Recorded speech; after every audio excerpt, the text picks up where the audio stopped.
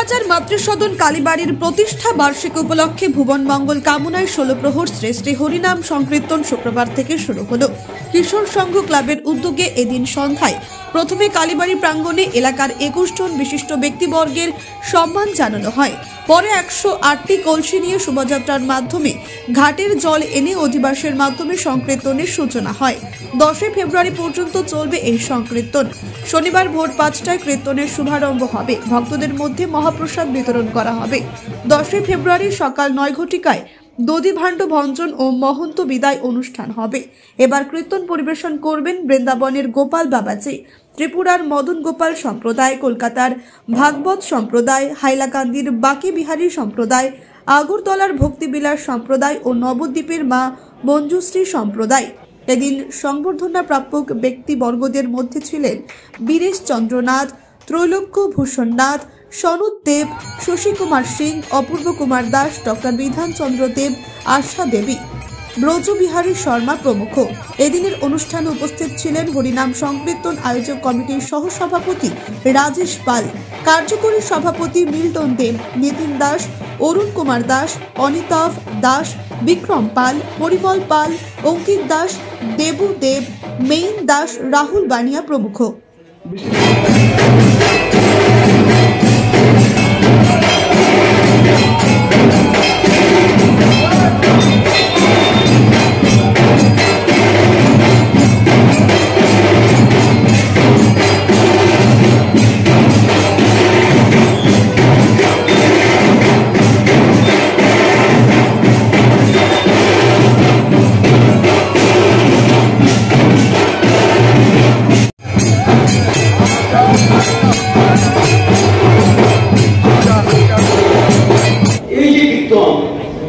আমাদের এখানে যে শুরু হয়েছে বিগত কয়েক বছর থেকে,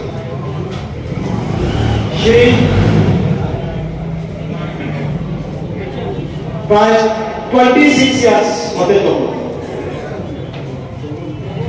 আমরা এই কীর্তনের একটা উদ্দেশ্য থাকে।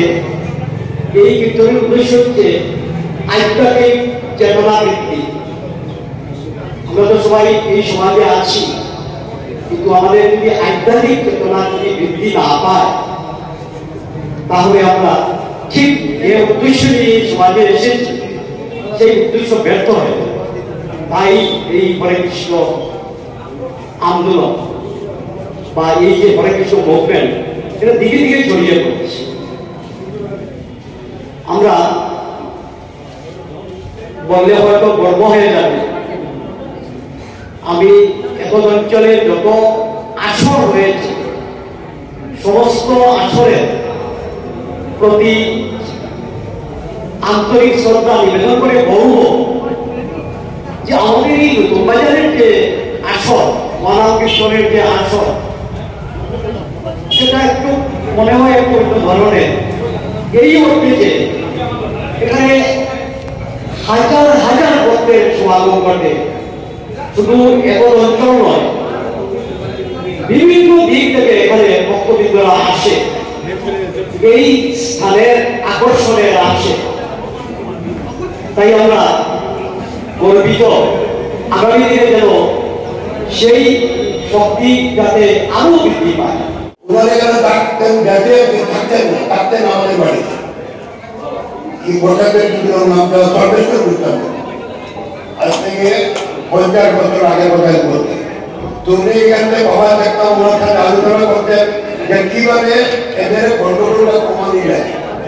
তখন বাবা বললেন, আরো 2-3 জন বললেন এক কাজ চলে যাও, ওগুলার মধ্যে দাঁড় কাটার করে ওর পর থেকে মাপাতের ভিতরে প্রত্যেক কিলাতে চাকলাতে চন্ডিলে প্রত্যেক জায়গাতে কীর্তনের আয়োজন। কীর্তন হলে কি হবে? কান্না উঠাবে, নাম কীর্তন করে আর সব কীর্তন হবে, আলিঙ্গন হবে, তো রেটটা কমে যাবে আর মাঠ পেলা হবে না। ওরা দেখা যায় এই ফর্মুলা তার খুব ভালো অ্যাপ্লাই করেছে। এখান থেকে ওনার কাছে আমি কয়েকবার দুধ পাখির বাগানে গিয়েছি, কারাইলেও গিয়েছি, সরকারিও অ্যাপ্লাই গিয়েছি। ওনাকে এই সময় এখানে নতুন যখন পরিবহন বৃষ্টি হয় তখন ওনাকে পরিবহনটা দেওয়ার দায়িত্ব ওনার ঠিক করার জন্য উনিও কিন্তু নিজে নিয়েছেন, যেটা কিভাবে মানুষকে লাগে সেটা করা যায়। একটু ক্ষেত্র প্রথম তখন এইভাবে ছোট ছোট ছিল, তারপরে বাজার এই দিনের শহর বৃদ্ধি হয়ে গেছে। এখন বর্তমানে বাড়াতো হয়, আগে হতো না। আগে সংকীর্তন বা হরিনাম কীর্তনের সম্বন্ধে বলব যে নতুন বাজার এই অঞ্চলের দুটা মালসন হলো মাতৃসদন কালীবাড়ি, এখানে কিশোর সংঘ আর জগন্নাথ মন্দির। যখনই কেউ বলে কোথায় থাকেন, তখন আমি বলি যখন ওখানে ওই মন্দিরের পাশে বা ওই বাজারে, তখন এটা বলতে আমি নতুন বাজারে থাকি, নতুন বাজারে প্র্যাকটিস করে, এটা আমার কর্মভূমি, এটা আমার সত্যি সুখ গর্ব হয়। আজকে থেকে 26 বছর আগে যখন এখানে সংকীর্তন শুরু হয়েছিল, তখন এটার প্রয়োজন যতটুকু ছিল, এখন বর্তমানে তার চাইতে অনেক বেশি প্রয়োজন। কারণ চারিদিকে এই সনাতন ধর্মাবলম্বীদের উপরে যেরকম অত্যাচার বা যেরকম এটা মিসকনসেপশন আছে, সেগুলাকে প্রতিহত করে আমরা এই সনাতন ধর্মাবলম্বীরা থেকে এগিয়ে যেতে হবে এবং আমাদের মধ্যে ঐক্যটাকে বজায় রাখার জন্য সব ধরনের ঐক্য, রাজনৈতিক ঐক্য, সামাজিক ঐক্য, ধর্মীয় আধ্যাত্মিকতাবাদের ঐক্য, নরসিংপুর নগরবাজার মধ্যেও কিন্তু আধ্যাত্মিকবাদ এবং যোগা একটা পীঠভূমি, সমগ্র কাছাড়ের মধ্যে এই সম্বন্ধে এটা মধ্যে একটা বিরাট নাম আছে এই অঞ্চলের। আমি আশা করি ভবিষ্যতেও এই যে সংকীর্তনের বা এই ধর্মীয় আধ্যাত্মিকতা যে উজ্জ্বল আলো তারা জ্বালিয়ে দিয়েছেন, তোমরা জ্বালিয়ে গেছো, সেটা ভবিষ্যতেও জেনারেশন আফটার জেনারেশন এটা চলতে থাকবে।